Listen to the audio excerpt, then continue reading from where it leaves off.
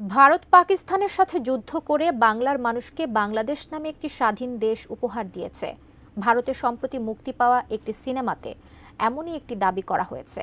ভারতের জনপ্রিয় অভিনেত্রী কঙ্গনা রানাওয়াত অভিনীত সিনেমাটিতে বাংলাদেশের স্বাধীনতা যুদ্ধকে নিজেদের যুদ্ধ বলে দেখানো হয়েছে, জানিয়ে এখন চলছে আলোচনা সমালোচনা।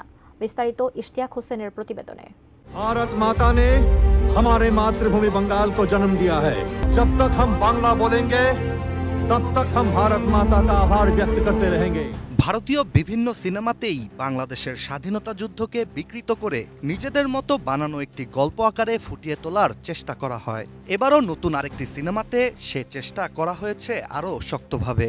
এই সিনেমাটিতে যুক্ত করা হয়েছে বঙ্গবন্ধু শেখ মুজিবুর রহমানের একটি চরিত্র। সিনেমাটির নাম ইমার্জেন্সি, যেখানে ভারতের সাবেক প্রধানমন্ত্রী ইন্দিরা গান্ধীর চরিত্রে অভিনয় করতে দেখা গিয়েছে কঙ্গনা রানাওয়াতকে। অভিনয়ের পাশাপাশি সিনেমাটি নিজেই পরিচালনা করেছেন তিনি।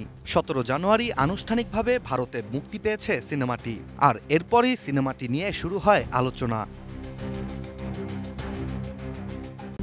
RICL TMX, যুগের পর যুগ স্থাপনা থাকে মজবুত। সিনেমাটিতে ফুটিয়ে তোলা হয় 70-এর দশকে ভারতে ইন্দিরা গান্ধীর শাসনামলকে। তবে সিনেমাটির সবচেয়ে অবাক করার বিষয়টি হচ্ছে বাংলাদেশের স্বাধীনতা যুদ্ধের বিষয়টিকে তুলে ধরা, যেখানে দেখানো হয়েছে 1971 সালে পাকিস্তানের বিরুদ্ধে বাংলাদেশ নয় বরং ভারতই যুদ্ধ করেছিল। মূলত সে সময় পশ্চিম পাকিস্তানের সেনারা পূর্ব পাকিস্তানের সাধারণ মানুষের ওপর অমানবিক নির্যাতন শুরু করেছিল, যা দমাতেই ভারত পাকিস্তানের সাথে যুদ্ধে জড়িয়ে পূর্ব পাকিস্তানের মানুষকে বাংলাদেশ উপহার দেয়। সিনেমাটির সবচেয়ে সমালোচিত অংশ হচ্ছে বঙ্গবন্ধু শেখ মুজিবুর রহমানের চরিত্র।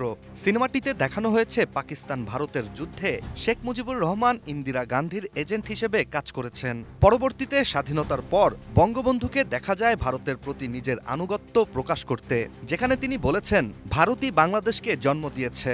যতদিন ব্রহ্মপুত্রে পানি বয়ে যাবে, যতদিন মানুষ বাংলা বলবে, ততদিন বাংলাদেশের মানুষ ভারতের প্রতি কৃতজ্ঞ থাকবে বলে সংকল্প করতে। भारत माता ने हमारे मातृभूमि बंगाल को जन्म दिया है।